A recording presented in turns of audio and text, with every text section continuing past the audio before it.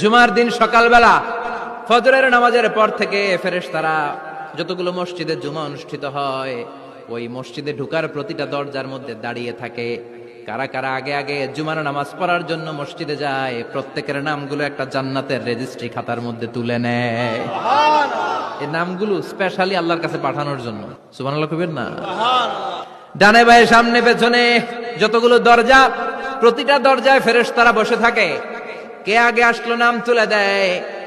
তুলতে তুলতে তুলতে তুলতে খতিব সাহেব যখন খুতবা দেওয়ার জন্য মিম্বারে যেয়ে বসে যায়, ফেরেশতারা তাদের খাতা বন্ধ করে তারাও খতিব সাহেবের সামনে জুমার খুতবা শোনার জন্য বসে যায়। পড়েন সুবহানাল্লাহ। প্রথম জুমার দিন জুমার মসজিদে যে ঢুকবে, বিশ্বনবী বললেন আল্লাহর রাস্তায় একটা উট কুরবানি দিলে যেই সওয়াব, এই সওয়াব আল্লাহ আমলনামায় দিয়ে দেয়।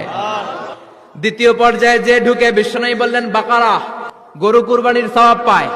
3 নম্বরে যে ঢুকবে, বিশ্বনবী বললেন কাবসা, হাদিসের ভাষায় এসেছে আল কাবাস, কাবাস মানে হলো বকরি, বকরি কুরবানির সওয়াব। 4 নম্বরে যে ঢুকবে তার হচ্ছে দাজাজা, দাজাজা মানে মুরগি।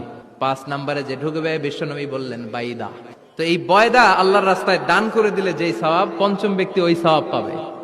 এই 5 জনের পরে আর লেখালেখি নাই, বাকিদেরটা নরমাল এন্ট্রি করে সব ফেরেশতারা খুতবা শোনার জন্য বসে যায়। সুবহানাল্লাহ।